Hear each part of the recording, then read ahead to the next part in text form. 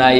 যেই জিনিসটা আমার সঙ্গে হইব, কবরের সাথী হইব, ওই জিনিসটার প্রতি মহব্বত লাগানি একান্ত দরকার। তাই আমি দুনিয়ার সব মহব্বতরে পৃথক করিয়া আমি নেক আমলের সাথে জুড়াইয়া দিছি। হো সুবহানাল্লাহ।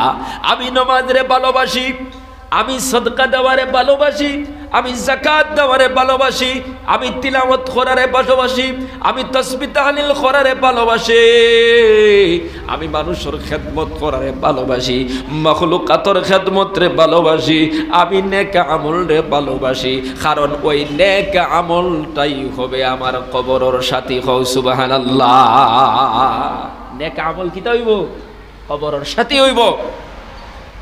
বিবি কবরের সাথী হইতো না, ছেলে সন্তান কবরের সাথী হইতো না, জায়গা জমিন কবরের সাথী হইতো না, এই দুনিয়ার সম্পদ আমার সাথী হবে না।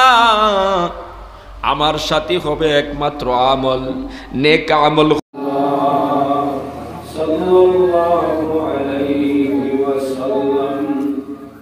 সম্মানিত আজকের মুবারক জলসার সভাপতি সাহেব, সম্মানিত উলামায়ে কেরাম, মুরব্বিয়ানে আযম, যুবক ভাই ও পর্দার আড়ালে অবস্থানরত সম্মানিতা মা বইনখল, আল্লাহ পাকের লাখ কোটি শুকরিয়া। আজকে এই মসজিদরে কেন্দ্র করিয়া একদিনই জলসার আয়োজন করছে। মুবারক জলসার আমরা কিছু মানুষ সকল হাজির হইতে পারছি, যে মহান আল্লাহ পাক রব্বুল আলামিনে আমরারে এই জান্নাতি বাগান, গুনাহ মাফ হওয়ার মজলিস, মাগফিরতর মজলিস আসার এবং বসার তৌফিক দান করছেন। সেই মহান আল্লাহ পাকের শুকরিয়া আদায় করি আলহামদুলিল্লাহ। যারা এখনো আসতে পারে নাই, বাড়িয়ে গড়ে দোকানও রাস্তায় ঘাটে অনেক মানুষ আছে, এই জান্নাতি বাগান থেকে মাহরুম, মাগফিরতর মজলিস থেকে মাহরুম। আমরা তাদের জন্য দোয়া করি, আল্লাহ পাক যেন তাদেরকে এই জান্নাতি বাগানও মাগফিরতর মজলিসও উপস্থিত হইবার তৌফিক দান করুন। সবে হুকা আল্লাহুম্মা আমিন। এটা এমন এক মজলিস যেখানে বইলে গুনাহ মাফ হয়, মানুষের জিন্দগির পরিবর্তন ঘটে, মানুষের উপরে রহমত বরকত নাজিল হয়। অত দামি এক মজলিস তাকিয়া অনেক মানুষ হরিয়া দুনিয়ায় হরাইয়া তৈ দিছে। আল্লাহ পাক রব্বুল আলামিন তারার উপরে দয়া করুকা, রহম করুকা, আমরা দোয়া করি তারা প্রত্যেক যেন এই মাগফিরতর মজলিসও আইতে পারে। সবে হুক আল্লাহুম্মা আমিন। পায় হল গত বছর অনেক মানুষ আসলো, আজকে তারা নাই, কবরের বাসিন্দা হয়ে গেছে। আইজও এলাকার মানুষ বর্তমান যারা আসেন আপনারা, আগামী বছর হয়তো ও মানুষ সকল থাকি অনেক মানুষ নাই হয়ে যেতে পারে। খার কোন সময় মৌতাইব, খার কোন সময় ডাক আইব, কেউর জানা নাই। কথা লাগি 40-50 বছরের জিন্দগি দেখান আপনি পাইছেন, এই সময় কিনাইন তোরে আপনি বেকার নষ্ট করবা না। দিনর মাহফিলের সময় দেখুয়া, দাওয়াতে তবলিগের মজলিসের সময় দেখুয়া, 5 ওয়াক্তের নমাজ মসজিদও গিয়া পড়ুকা, সদকা খয়রাতত করুকা, জিন্দগির প্রত্যেকটা মুহূর্তরে বালাহম লাগাউকা। কারণ কোন সময় আপনার আমার জীবন শেষ হয়ে যাইব আমরা কেউর জানা নাই। যারা কবরের বাসিন্দা হয়ে গেছে তারা আর কোনোদিন ঘুরিয়া আইবানি, যারা গেল তারা আর কোনোদিন আসবে না। আমরা যারা যাইব গিয়া আমরাও কোনোদিন আইতাম না। ওদিকে যাইবার আগে চিরস্থায়ী জায়গার চিন্তা ফিকির লইয়া ঘুরা। কবর এখান হইল চিরস্থায়ী জায়গা, দুনিয়া ইকান হইল অস্থায়ী জায়গা। আল্লাহ ফরমাইতরা কুল মাতাউদ দুনিয়া কালিল। ও মুহাম্মদ সাল্লাল্লাহু আলাইহি সাল্লাম, আপনি কইয়া দেখো এই দুনিয়ার জিন্দেগি অস্থায়ী, একবারে কোন অস্থায়ী। এই দুনিয়ার জিন্দেগি কেন চিরস্থায়ী নাই, মাত্র 40, 50, 60 বছর। এই 60 বছরের জীবন ফাইয়া মানুষে মনে করে কত লম্বা যে জিন্দেগি, অথচ আখিরাতের জিন্দেগি তো 40, 50, 60 নাই, যার কোনো হিসাবও নাই। লা হিসাব জিন্দেগি আখিরাতের জিন্দেগি, যেটার হিসাব আছে, মিয়াদ আছে, নির্দিষ্ট আছে, 40, 50 বছর, ওটা নিয়ে পেরেশান। আর যে জিন্দেগির কোনো শেষ নাই, এই জিন্দেগি নিয়ে আমরা কোনো ফিকির করিয়ান না। আল্লাহ আমরা প্রত্যেক রে ও ফিকির খান্তা ঢুকাইয়া দেখুয়া কলবর ভিতরে, আখিরাতের বয় খান্তা আমরা ভিতরে হারাই দেই, কবরের চিন্তা খান্তা হারাই দেই। ও দেখবা আপনি নামাজও যাইতে পারবেন।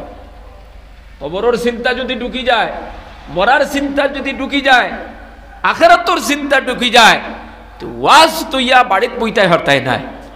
মসজিদ জমাত আইছে, তবলিগ আইছে, আপনি বাড়িতে বইতাই হরতাই না, মসজিদ হওয়া লাগবো। মসজিদের মধ্যে সাপ্তাহিক জিকিরের মজলিস হইছে, আপনি তুইয়া বাড়িতে রইতাই হরতাই নাই। সাপ্তাহিক তাফসীর মাহফিল হইছে, আপনি বাড়িতে বইতাই হরতাই নাই। কারণ আপনার কলবর ভিতরে আছে মৌতর চিন্তা, আখিরাতের চিন্তা, কবরের চিন্তা। গতিকে এই বয় যারার ভিতরে ঢুকি যায়, তারা দুনিয়ার গুনাহ থেকে বাঁচি যায়। মুসলমান বাবারা আমার বাইন হল, কবরের জিন্দগি বড় কঠিন এক জিন্দগি। নবী যে ফরমাইতেন আল কবরু রাউযাতুম মিন রিয়াজিল জান্নাতি আও হুফরাতুম মিন হুফারিন নার আও কামা ক্বালা আলাইহিস সালাতু। নবী যে ফরমাইতরা কবর জান্নাতর বাগান অথবা জাহান্নামের গাড়া। কবর খেউরর লাগি হইব জান্নাতর বাগান, আর খেউরর লাগি হইব জাহান্নামের গাড়া। খার কবর জান্নাতর গাড়া হইব, খার কবর জাহান্নামের গাড়া হইব। আমরা চিন্তা করছি, যারা এই 40 বছরের জীবন, 60 বছরের জীবন আল্লাহ আল্লাহ করিয়া যাইবা, 5 ওয়াক্তের নামাজ পড়িয়া যাইবা, পর্দায় থাকবা, হালাল খাইবা, হারাম থাকি বাঁচিবা, আল্লাহর প্রত্যেকটি নিষেধকৃত জিনিসগুলারে বর্জন করবা, আল্লাহর প্রত্যেকটি আদেশের জীবনের মধ্যে বাস্তবায়ন করিয়া যাইবা, আল্লাহ পাক তাদের কবরটি জান্নাতুর বাগান বানাইয়া দিবা। খাও সুবহানাল্লাহ, জোরে খাও সুবহানাল্লাহ।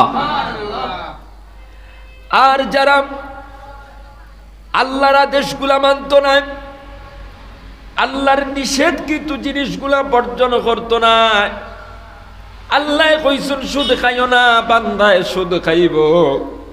আল্লাহ কইছেন ঘুষ খাইও না, বান্দায় ঘুষ খাইব। আল্লাহ কইছেন মিথ্যা কথা কইও না, বান্দায় মিথ্যা কথা কইব। আল্লাহ কইছেন চুরি করিও না, বান্দায় চুরি করব। আল্লাহ কইছেন বেফরদায় ঘুরিও না, বেফরদায় ঘুরিব।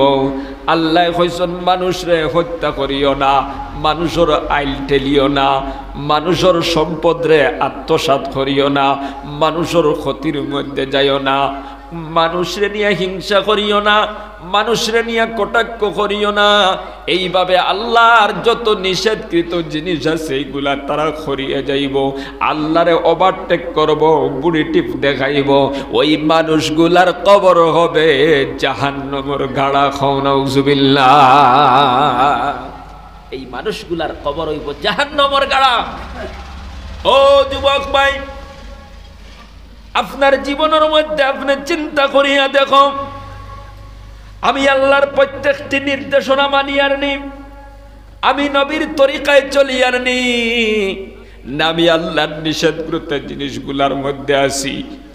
আল্লাহর নিষেধকৃত জিনিসগুলা আমি করিয়া যাই, আর না আল্লাহর আদেশকৃত জিনিসগুলা আমার জীবনে বাস্তবায়ন করিয়া। আপনি চিন্তা করুক কা, আপনি ফিকির করুক কা, এই ক্যাপাসিটি আল্লাহ আপনারা আমার দিছেন না দিছেন না। কোরআনে কারীমের ভিতরে আল্লাহ পাক বলেন ফাআলহামাহা ফুজুরাহা ওয়া তাকওয়াহা। আল্লাহ পাক বলেন কোনটা তাকওয়া, কোনটা ফুজুর, কোনটা ভালো, কোনটা বাদ, এটা আমি আল্লাহ বুঝার ক্যাপাসিটি দিয়া দিছি। সুবহানাল্লাহ। এটা যাচাই বাছাই করার ক্যাপাসিটি, তাকত আর শক্তি আপনার আমার কাছে আছে না নাই? বাবাজিরা আছে না নাই? এটা সিধা রাস্তা, এটা বেকার রাস্তা, এটা জাহান্নামের রাস্তা, এটা জান্নাতের রাস্তা, এটা আল্লাহ বুঝার ক্ষমতা দিয়া দিছে, শক্তি দিয়া দিছে। রিচার্জ করো, গবেষণা করো। মায়ের পেট থেকে যখন আমরা আইছি, জেলা অচল আইছি, ওলা অচল আল্লাহ রাখছেন না শক্তি আর তাকত দিছেন? শক্তি আর তাকত দিয়া দিছেন, বুঝার ক্যাপাসিটি দিয়া দিছেন। মুসলমান বাবারাম, আমার বাইন কল, কোন দিন সময় শেষ হইব, কোন দিন আপনি কবরও যাইবা গিয়া, কবরও যাওয়ার আগে আগে আল্লাহর নির্দেশগুলারে গুরুত্ব দেখবা, নবীর তরিকারে গুরুত্ব দেখবা দিয়া আপনি জীবনটা খাটাইয়া কবরও যাবা। ওই কবরের ভিতরে যাইবা কোনো টেনশন থাকতো নাই, হাসি আর খুশির সহিত কবরের জিন্দেগি আপনি খাটাইতে পারবা। খাও সুবহানাল্লাহ। আজ তো আমরা বয়ান শুনি, কিন্তু বয়ান মুখস্থও রাখি না, খাজাও পরিণত করি না। কথা ঠিক কিনা? হলা হয়ে গেছে। কিতা হয়েছে বলে মসজিদে ওয়াজ হয়েছিল, শুনছি। কিতা শুনছ জানি না, আমলেরও খবর নাই। তার প্রমাণ ওয়াজর আগর দিন গেলাম, ফজরের নামাজও মানুষ হচ্ছে ওই দিন, ওয়াজর দিন, ওয়াজর বাদর দিন ওলা হচ্ছে ওজন যদি তা হতে খাজা পরিণত হইল নি ওয়াজ, লাগল্লাখান রইল। ওয়াজর আগর দিন যদি 5 জন হইতো, ওয়াজর বাদর দিন ফজরের নামাজ তো 20 জন হইতা, কিন্তু দেখা যায় না। ওয়াজ বেজান হয় মসজিদও, ওয়াজর বাদর দিনও দেখা যায় হো আগর অবস্থা। আল্লাহ তুমি আমরা প্রত্যেকের বুঝার তৌফিক দাও, সবে হোক আমিন। কোরআনের কথা শুনছই, হাদিসের কথা শুনছই, আমল করুক, খাজে পরিণত করুক। শাইখুল হাদিস আল্লামা জাকারিয়া সাহেব কান্দালভি রহমতুল্লাহ আলাই ফাজাইলে সাদাকাত নামে কিতাবের ভিতরে একটা ঘটনা উল্লেখ করা। বিশ্ববিখ্যাত আলী হযরতে শফিক বলগি রহমতুল্লাহ আলাই একদিন তান এক শাগরিদ রে, নাম হইল হযরতে হাতিমে আসিম রহমতুল্লাহ আলাই, বিখ্যাত অলি। তানে জিগাইলা, তুমি তো আমার লগে বহুদিন আসলাই, প্রায় 33 বছর পর্যন্ত আমার সহবত আসলাই, বয়ান হুল্লায়, আলোচনা হুল্লায়, দিনের খামর মধ্যে জুড়িয়ে আসলাই। এই 33 বছরের ভিতরে তুমি আমার কাছ থেকে কিতা শিক্ষা অর্জন করলায়, কিতা আমল করলায়? হাতেমে আসিম রহমতুল্লাহ আলাইহি বলেন, হুজুর এই 33 বছরের ভিতরে মাত্র 8টা ইলম শিক্ষা অর্জন করছি। শফিক বলগি রহমতুল্লাহ আলাইহি বললেন, হে হাতেমে আসিম, তাহলে দীর্ঘ 33 বছরের জীবন আমার পিছনে তুমি লাগাইয়া নষ্ট করলাই, আমি আবার সময়টুকুন বরবাদ করলাম। আল্লাহর বান্দা ডাক দিয়া বলেন, হুজুর আমি মিথ্যা কইয়ার না, সত্যই আমি 8টা জিনিস, 8টা আমল শিখছি, 8টা মাসলা এই 33 বছরের ভিতরে আমার জিন্দেগীত বাস্তবায়ন করছি। হও সুবহানাল্লাহ। শফিক বলগি রহমতুল্লাহ আলাইহি তান শাগরিদরে ডাক দিয়া কইলা, ওবা এই 8টা মাসলা কিতা শিখিলাই? হাতেমে আসিম রহমতুল্লাহ আলাইহি বলেন, হুজুর আমি দেখলাম মানুষ দুনিয়ারে ভালোবাসে, দুনিয়ারে মহব্বত করে, বিবিরে মহব্বত করে, সন্তানরে মহব্বত করে, দৌলতরে মহব্বত করে, টাকা পয়সারে মহব্বত করে, অথচ একদিন এই সমস্ত মহব্বত বান্দার থেকে আলাদা হয়ে যায়। কথা ঠিক কিনা? ওই বান্দা যখন মারা যায়, তার বিবির মহব্বত, আওলাদর মহব্বত, সম্পদর মহব্বত, জমিনের মহব্বত, টাকা পয়সার মহব্বত ওই বান্দার তাকে পৃথক হয়ে যায়। কথা ঠিক কিনা? আমি চিন্তা করিয়া দেখলাম যে এই মহব্বত মহব্বত একদিন ধ্বংস হয়ে যায়, যেই মহব্বতের জিনিসগুলা জিন্দেগির সাথী হয় না, ওই জিনিসগুলার প্রতি প্রেম আর ভালোবাসার মহব্বত লাগাই আমার কোনো লাভ নাই। যেই জিনিসটা আমার সঙ্গে হইব, কবরের সাথী হইব, ওই জিনিসটার প্রতি মহব্বত লাগানি একান্ত দরকার। তাই আমি দুনিয়ার সব মহব্বতরে পৃথক করিয়া আমি নেক আমলের সাথে জুড়াইয়া দিছি। হো সুবহানাল্লাহ। আমি নামাজরে ভালোবাসি, আমি সদকা দেওয়ারে ভালোবাসি, আমি যাকাত দেওয়ারে ভালোবাসি, আমি তিলাওয়াত করারে ভালোবাসি, আমি তাসবিহ তাহলিল করারে ভালোবাসি, আমি মানুষের খেদমত করারে ভালোবাসি, মাখলুকাতের খেদমতরে ভালোবাসি, আমি নেক আমলরে ভালোবাসি। কারণ ওই নেক আমলটাই হবে আমার কবরের সাথী। হও সুবহানাল্লাহ। নেক আমল কিতা হইব? কবরের সাথী হইব। বিবি কবরের সাথী হইতো না, ছেলে সন্তান কবরের সাথী হইতো না, জায়গা জমিন কবরের সাথী হইতো না, এই দুনিয়ার সম্পদ আমার সাথী হবে না। আমার সাথী হবে একমাত্র আমল, নেক আমল।